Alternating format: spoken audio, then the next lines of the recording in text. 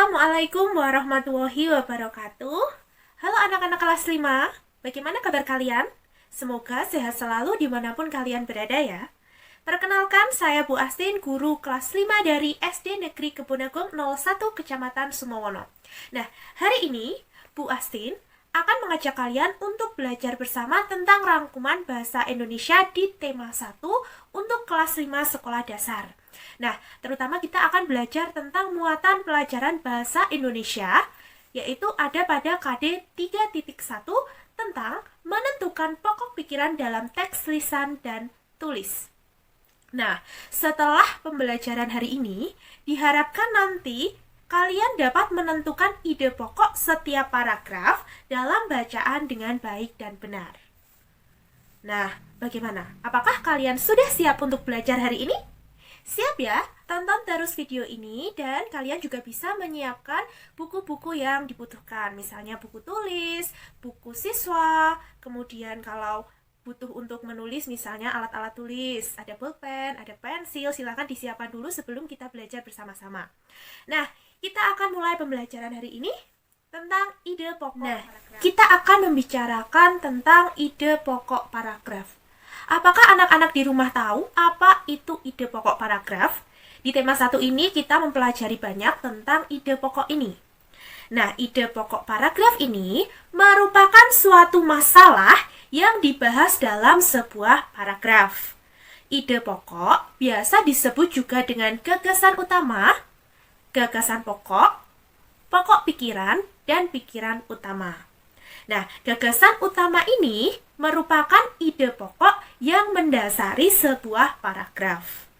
Gagasan utama ini biasanya terdapat dalam kalimat utama. Kalimat utama ini adalah kalimat yang di dalamnya terdapat ide pokok paragraf. Bagaimana? Apakah sudah paham atau mungkin masih bingung? Nah, akan Bu Astin perjelas lagi. Silahkan dilihat di belakang ya. Di situ ada susunan sebuah artikel atau sebuah bacaan. Biasanya sebuah artikel ini terdiri dari beberapa paragraf. Paragraf di situ ya. Kemudian setiap paragraf ini tersusun atas kalimat. Jadi setiap bacaan itu terdiri dari beberapa paragraf dan setiap paragraf terdiri dari beberapa kalimat. Nah, sudah ada sedikit bayangan tentang sebuah artikel atau teks. Kalau misalnya kalian masih bingung, silakan coba dilihat di buku tema. Di situ ada banyak sekali contoh teks, bacaan, atau artikel. Di situ pasti terdiri dari beberapa paragraf, kemudian setiap paragrafnya terdiri dari beberapa kalimat. Lalu kalian pasti bertanya, Bu, paragraf itu yang bagaimana? Kalimat itu yang bagaimana? Nah, kita akan memperjelas lagi. Nah, di situ ada contoh artikel. Di situ tentang ayo lestarikan hewan dan tumbuhan langka Indonesia. Bisa kalian lihat? Di situ ada berapa paragraf? Iya, benar sekali ada 3 paragraf. Paragraf 1, paragraf 2, dan paragraf 3. Bisa dilihat. Dari bacaan tersebut, kita tahu yang dinamakan paragraf itu ditandai dengan alinea yang menjorok. Nah, seperti itu ya. Sudah ada bayangan yang disebut paragraf itu seperti apa. Kalau dari artikel itu ada 3 paragraf. Apakah sebuah artikel harus memuat 3 paragraf, Bu Astin? Tentu saja tidak. Bisa lebih atau bisa kurang. Nah, kemudian dari 3 paragraf itu coba kita lihat 1 paragraf. Nah, paragraf pertama kita baca bersama-sama. Di situ Indonesia merupakan negara kepulauan yang kaya akan beragam jenis hewan dan tumbuhan. Setiap pulau di Indonesia memiliki hewan yang unik dan menjadi ciri khas pulau tersebut. Komodo di Kepulauan Nusa Tenggara Timur merupakan salah satu contoh hewan langka yang dilindungi oleh dunia internasional. Pulau Komodo secara resmi diakui sebagai salah satu dari 7 keajaiban dunia. Pulau ini menjadi sebuah taman nasional yang dikagumi oleh masyarakat dunia. Nah, di paragraf 1 itu kira-kira ada berapa kalimat ya anak-anak? Coba diperhatikan dulu. Nah, iya benar sekali. Dari paragraf tersebut ada 5 kalimat. Kalimat pertama, Indonesia merupakan negara kepulauan yang kaya akan beragam jenis hewan dan tumbuhan. Kemudian, dalam satu kalimat itu ditandai akhirnya ada tanda titik. Itu berarti artinya satu kalimat. Nah, setelah tanda titik diawali dengan huruf besar, kita cari sampai titik berikutnya. Itu adalah kalimat kedua. Bunyinya apa? Setiap pulau di Indonesia memiliki hewan yang unik dan menjadi ciri khas pulau tersebut. Itu kalimat kedua. Kemudian kita lihat lagi, ada kalimat ketiga. Komodo di Kepulauan Nusa Tenggara Timur merupakan salah satu contoh hewan langka yang dilindungi oleh dunia internasional. Nah, setelah itu pada kalimat keempat kita lihat, Pulau Komodo secara resmi diakui sebagai salah satu dari 7 keajaiban dunia. Kemudian kalimat terakhir, pulau ini menjadi sebuah taman nasional yang dikagumi oleh masyarakat dunia. Nah, sudah paham ya anak-anak ya? Tanda dari sebuah kalimat itu diawali dengan huruf besar dan diakhiri dengan tanda titik. Dalam satu paragraf ada beberapa kalimat. Boleh tidak kalau dalam satu paragraf hanya ada satu kalimat? Tentu tidak bisa. Jadi dalam satu paragraf terdiri paling tidak ada 3 kalimat. Ya, jadi kalau kalian diminta oleh guru kalian untuk membuat suatu paragraf, paling tidak ada 3 kalimat dalam paragraf tersebut. Begitu ya. Apakah harus banyak? Harus ada 5? Tidak. Harus ada 6? Tidak. Kemudian ada batasan atau tidak ketika kita membuat sebuah paragraf? Tidak ada. Jadi dalam satu paragraf kita bisa menggunakan beberapa kalimat. Tidak harus urut ya. Misalnya kita membuat 3 paragraf, harus isinya 5 kalimat, 5 kalimat, 5 kalimat. Tidak. Kita bebas menggunakan berapapun kalimatnya, yang penting lebih dari 3 kalimat. Begitu ya anak-anak ya, sudah paham? Sudah lebih ada bayangan sekarang. Oke, kita lanjutkan.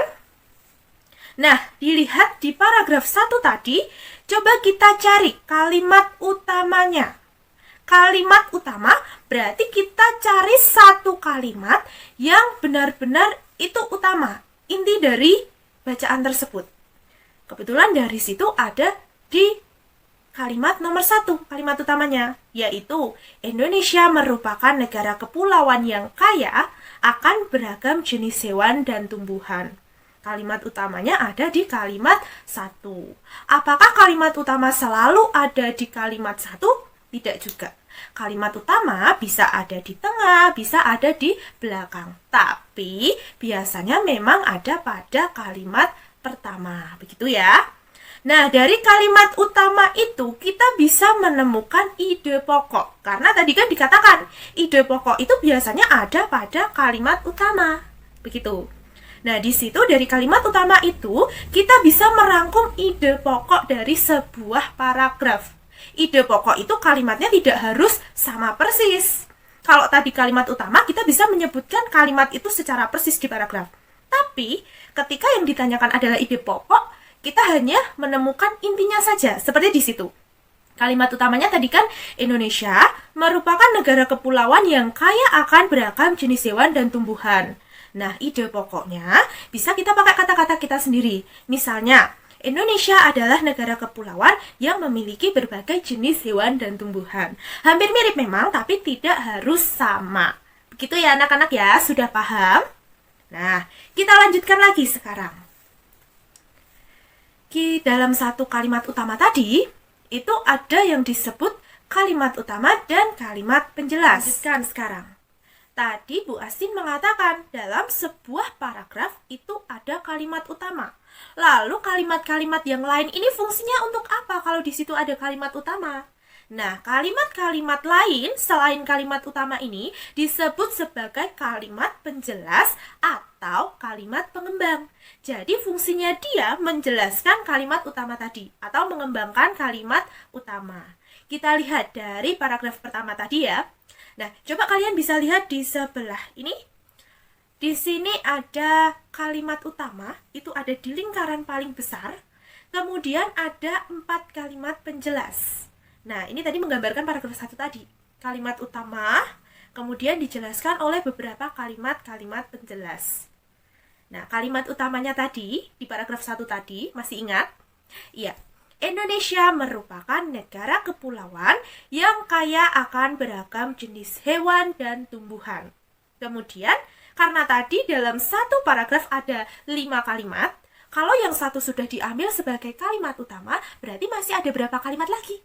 Iya, masih ada 4 kalimat, di mana di sini fungsinya dia sebagai kalimat penjelas atau kalimat pengembang. Apa saja? Ya, kita lihat dari yang kalimat kedua. Setiap pulau di Indonesia memiliki hewan yang unik dan menjadi ciri khas pulau tersebut. Pulau tersebut ini menjelaskan tentang Pulau Indonesia.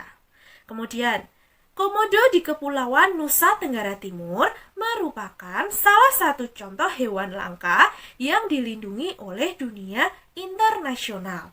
Nah, komodo ini kan merupakan salah satu jenis hewan. Tadi di kalimat utama juga sudah mengatakan bahwa Indonesia itu memiliki jenis hewan, salah satunya komodo ini. Begitu ya.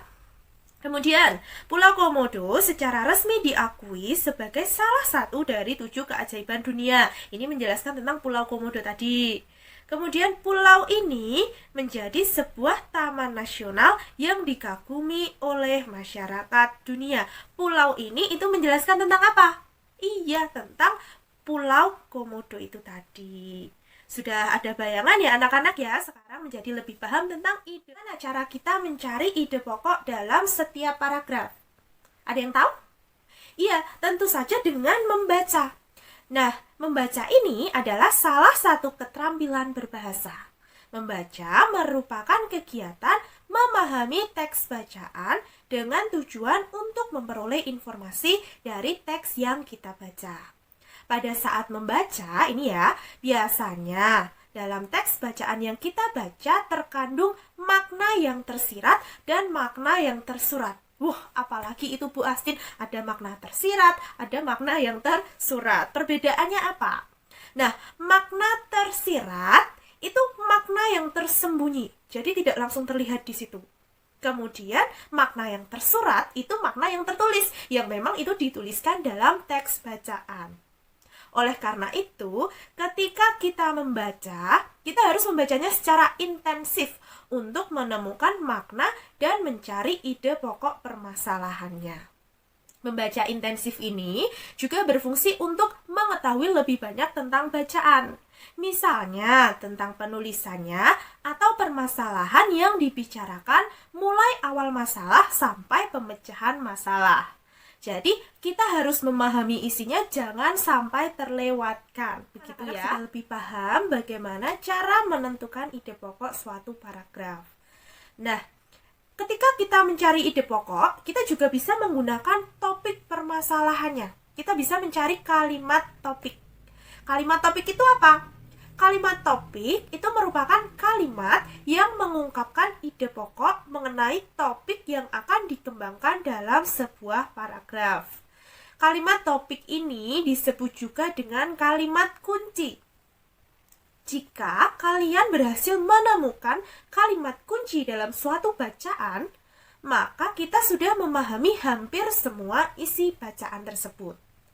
Nah, ketika kita menemukan kalimat kunci ini ya dalam suatu bacaan, kita juga akan lebih mudah dalam memahami bacaan tersebut. Kira-kira ciri-ciri dari kalimat topik atau kalimat kunci ini seperti apa ya? Nah, biasanya kalimat topik atau kalimat kunci ini diletakkan di awal paragraf atau di akhir paragraf, tapi paling sering ada di awal paragraf. Tapi tidak menutup kemungkinan itu nanti ada di belakang atau mungkin di tengah ya anak-anak ya.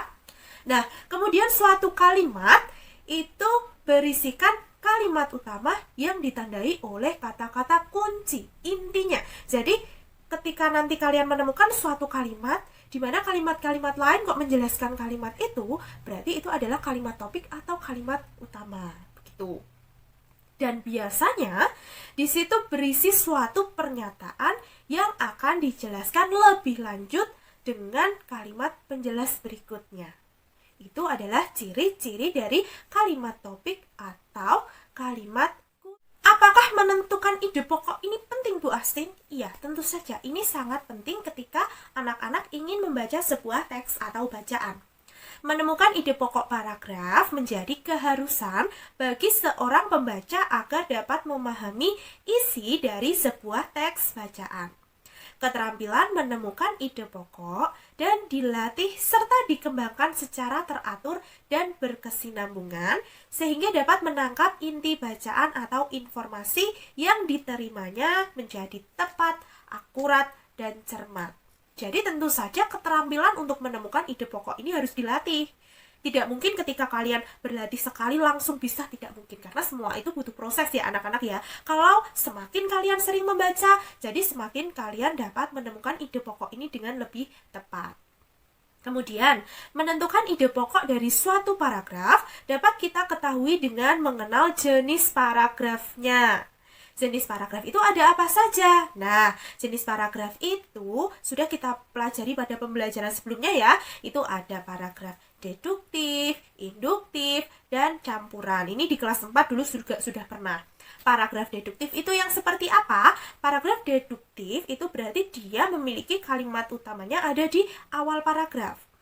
Deduktif di awal paragraf. Kemudian kalau induktif itu berada di akhir paragraf. Kalau campuran itu berarti ada di depan juga ada di belakang. Begitu ya anak-anaknya. Sudah paham atau belum tentang ide pokok paragraf? Yang jelas sudah lebih paham daripada sebelumnya ya.